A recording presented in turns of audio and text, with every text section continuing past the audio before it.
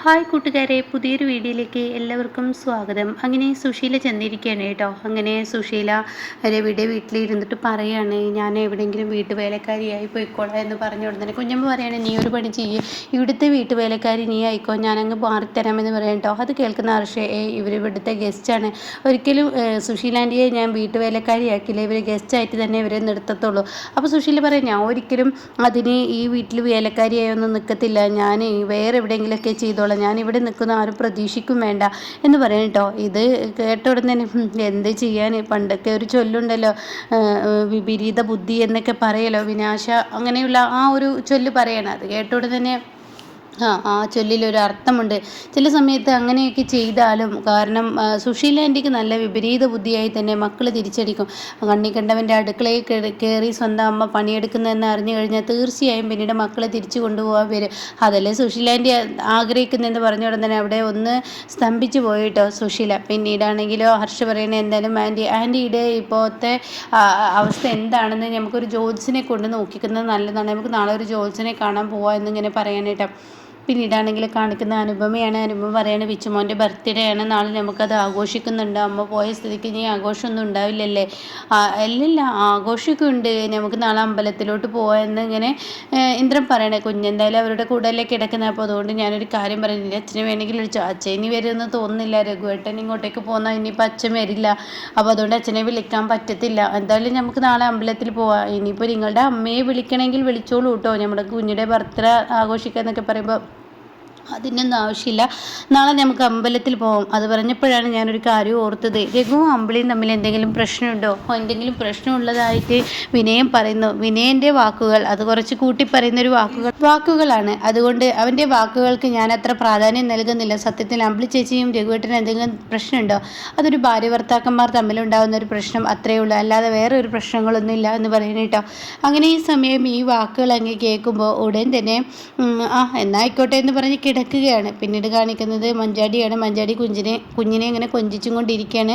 ആ സമയം അങ്ങോട്ടേക്ക് അമ്പിളി കയറി വരികയാണ്. അപ്പോൾ ചീരി പറയാണ്, എൻ്റെ അമ്പിളി ചേച്ചി, ഇന്ന് അമ്പിളി ചേച്ചി ഇവിടെ കിടക്കണ്ട, ഇന്ന് ലച്ചുമോളുടെ അടുത്തോട്ട് പോ. ആ സമയം ഇത് കേട്ട ഉടൻ തന്നെ ഇവിടെ പറയുകയാണ്, മഞ്ചാടി ഞാനിവിടെ കിടന്നോളാം, അമ്പിളി ചേച്ചി ഇന്ന് അങ്ങോട്ടേക്ക് പോയിക്കോ. അത് വേണ്ടടി, നീ എന്തെങ്കിലും പ്രശ്നം ഉണ്ടെങ്കിൽ നീ എന്നെ വിളിച്ചാൽ മതി, ഞാൻ അങ്ങോട്ടേക്ക് വന്നോളാം, ഞാൻ ഈ ലച്ചുമോളുടെ അടുത്തോട്ട് വന്നോളാം, നീ അവിടെ പോയി കിടന്നോ എന്ന് പറയുമ്പോൾ, അത് വേണ്ട ചേച്ചി, ഞാൻ ഇവിടെ കിടന്നോളാം, ചേച്ചി ഒന്ന് റെസ്റ്റ് എടുത്തോട്ടെ എന്നിങ്ങനെ ചീരു അവിടെ പറയാനിട്ട്. അങ്ങനെ അമ്പിളി എല്ലാവരും അങ്ങോട്ടേക്ക് ഉന്തിത്തള്ളി വിടുകയാണ്. എന്നാൽ ഈ സമയം ഇപ്പുറത്താണെങ്കിലോ രഘുവും വിനയനും കൂടി ഇങ്ങനെ ഹോളിൽ കൊടുക്കുന്നുണ്ട്. അപ്പോൾ രഘു ചോദിക്കണേ, നീ ഇനിയിപ്പോൾ എന്നും ഇവിടെ താമസാക്കാനുള്ള പരിപാടിയാണ്? അപ്പോൾ ഇവിടെ തന്നെ ഇല്ല രഘുവേട്ട, അങ്ങനെ ഒരു താമസവും എനിക്ക് ആഗ്രഹിക്കുന്നില്ല, എനിക്ക് എൻ്റെ വീട്ടിലോട്ട് പോകണമെന്നാണ് ഞാൻ ആഗ്രഹിക്കുന്നത്, എൻ്റെ വീട്ടിലോട്ട് എനിക്ക് പോകണം, എന്നിട്ട് അവിടെ പോയി നിൽക്കണം, ഇതൊക്കെ ഞാൻ ആഗ്രഹിക്കുന്നത്, എൻ്റെ ചിരുനെയും മക്കളെയും കിട്ടണം എന്നൊക്കെ ഞാൻ ആഗ്രഹിക്കുന്നതെന്ന് പറയുമ്പോൾ, നിൻ്റെ ഈ വണ്ടി എടുക്കൽ നീ ചീരുവിൻ്റെയും അമ്മാവിൻ്റെയും മുന്നേ വലിയൊരു ഇതാവാൻ വേണ്ടിയാണ് നീ കാണിച്ചു കൂട്ടുന്നതെന്നൊക്കെ എനിക്കറിയാം എന്നൊക്കെ പറയുമ്പോൾ, രഘുവേട്ടൻ അങ്ങനെ തോന്നിയില്ലേ? പക്ഷേ എൻ്റെ ഭാര്യയ്ക്ക് അങ്ങനെ തോന്നിയില്ല, ചീരുവിന് അങ്ങനെ ഒരു തോന്നൽ വേണ്ടേ, പിന്നെ എന്താ ചെയ്യുക? എൻ്റെ രഘുവേട്ട, അമ്പിളി ചേച്ചി രഘുവേട്ടനും തമ്മിലുള്ള പിണക്കം ഞാൻ മാറ്റിത്തരാം, അതിനൊരു വഴിയുണ്ട്, എന്നാൽ ഈ സമയം ചീരുവിനെ എൻ്റെ കൂടെ പറഞ്ഞേക്കാൻ രഘുവേട്ടന് പറ്റുമോ, അതിന് കഴിയുമോ എന്ന് ചോദിക്കാൻ കേട്ടോ. അത് കേട്ട ഉടൻ തന്നെ രഘു പറയണേ, അതിൻ്റെ ആവശ്യമില്ല എന്ന് പറയുമ്പോഴാണ് അമ്പിളി പുറത്തോട്ട് ഇറങ്ങി വരുന്നത്. അങ്ങനെ അമ്പിളി വന്ന് അമ്പിളിയുടെ കാട്ടിൽ അങ്ങനെയാണ് കേട്ടോ. അമ്പിളി അവിടെ ചെന്ന് മേശയുടെ മുകളിൽ ഇരിക്കുന്ന ഒരു ഗ്ലാസ് വെള്ളം കുടിക്കുന്നു, പിന്നീട് പതിയെ രഘുവിനെ ഇങ്ങനെ നോക്കുന്നത് പോലെ കാണിക്കുന്നു, എന്നിട്ട് റൂമിലോട്ട് അങ്ങ് കയറി പോകുന്നു കേട്ടോ. ഇത് കണ്ടോട് തന്നെ അവിടെ വിനയം പറയണേ, എന്തിനാ രഘുവേട്ട ഇവിടെ കിടക്കുന്നത്, രഘുവേട്ട റൂമിലോട്ട് പോയിക്കോ. അത് കേട്ടോട് തന്നെ രഘു പറയണേ, ഇല്ല ഞാൻ റൂമിലോട്ട് പോകുന്നില്ല, കാരണം നീ ഇവിടെ തരികയല്ലേ, നിന്നെ തനിച്ചാക്കി പോകാൻ പറ്റത്തില്ല. അപ്പോൾ അത് കേട്ടോണ്ട്, അതെന്താ കുഴപ്പമൊന്നുമില്ല, സ്വന്തം ഭാര്യയുടെ അടുത്തല്ലേ, അവിടെ പോയി കിടന്നോ, എന്നെ ഇവിടെ തനിയാക്കുന്നതിലൊന്നും ഇത്ര പ്രശ്നമാക്കണ്ട എന്ന് പറയുന്നുണ്ട് കേട്ടോ. ആ സമയം ഇത് കേട്ടോടുന്നേ, ഇല്ല ഞാൻ പോകുന്നില്ല എന്ന് പറയണേ. പിന്നീട് എങ്ങനെയോ വിനയൻ ഉറങ്ങി, വിനയൻ്റെ കൂർക്കമലി സഹിക്കാൻ കഴിയുന്നില്ല. അപ്പോൾ രഘുവിന് തോന്നിയാണ്, ഇതാണ് നല്ലൊരു അവസരം, ഇത്രയും നല്ലൊരു അവസരം ഈ വീട്ടിൽ എനിക്കിനി കിട്ടില്ല, എൻ്റെ അമ്പിളിയുമായി സംസാരിക്കാൻ ഏറ്റവും നല്ലൊരു അവസരം എനിക്ക് കിട്ടിയ സ്ഥിതിക്ക് ഞാൻ എന്തായാലും അമ്പിളിയുടെ അടുത്തോട്ട് പോട്ടെ എന്ന് തീരുമാനം എടുക്കുകയാണ്. എന്നാൽ അമ്പിളിയാണെങ്കിൽ കുഞ്ഞിനെ ഒരു തെല്ലത്ത് കിടത്തിയിരിക്കുകയാണ്.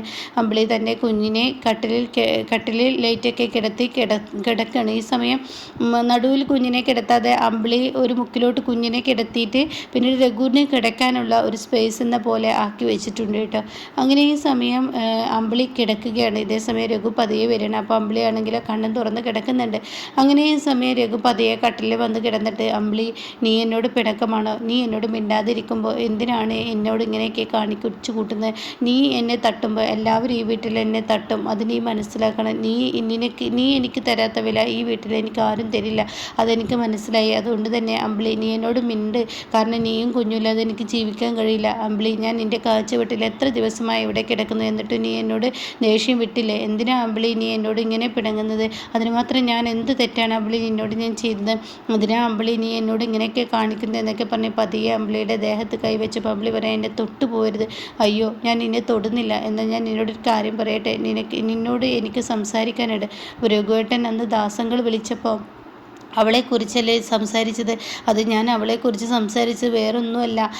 അതിന് വേറൊരു കാര്യമുണ്ട്. അത് ഞാൻ പറയാം. കുഞ്ഞിനെ നടുവിൽ കിടത്തി നമുക്ക് അപ്പുറം ഇപ്പുറം കിടന്ന് സംസാരിക്കാം. അമ്പിളി, വേണ്ട, നിങ്ങൾ ഈ റൂമിൽ നിന്ന് പുറത്ത് പോകണം എന്ന് പറഞ്ഞ ഉടൻ തന്നെ രഘു പറയണേ, അമ്പിളി, എനിക്ക് നിന്നോട് പറയാനുണ്ട് ഇനിയെങ്കിലും. അപ്പോഴേക്കും അമ്പിളി കൊതറുകയാണ്. അപ്പോൾ രഘു പിന്നാലെ ഓടുകയാണ്. അമ്പിളി, ഞാനൊന്ന് പറയുന്നത് കേൾക്ക്, നീ കേൾക്കെന്ന് പറയുമ്പോൾ, ഇല്ല, എനിക്കൊന്നും കേൾക്കണ്ട. നിങ്ങളുടെ ഒരു സംസാരം എനിക്ക് കേൾക്കണ്ട. എനിക്ക് മടുത്തു. അമ്പിളി, ഞാനൊന്ന് പറയട്ടെ. അമ്പിളി, നീ എന്തിനാ ഇങ്ങനെ എന്നിട്ട് ബുദ്ധിമുട്ടിക്കുന്നത്? അമ്പിളി, ഞാനൊന്ന് പറയട്ടെ. എന്തൊക്കെ പറയുമ്പോഴും ഉടൻ തന്നെ വിനയൻ എണീറ്റിരിക്കുന്നു കേട്ടോ. അവിടെ നിന്നുള്ള ബഹളം വിനയൻ കേൾക്കുകയാണ്.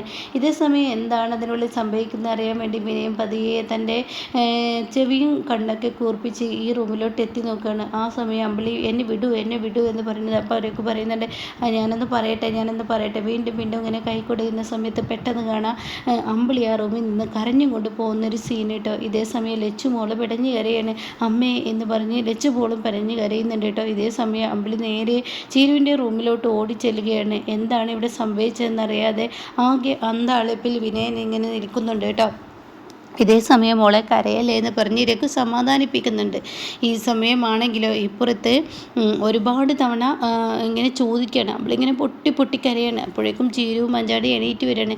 എന്താ പറ്റിയത്? എന്താ അമ്പിളി ചേച്ചി, എന്താ പ്രശ്നം എന്നൊക്കെ ചോദിക്കുമ്പോൾ കരച്ചിൽ നിർത്തുന്നില്ല കേട്ടോ.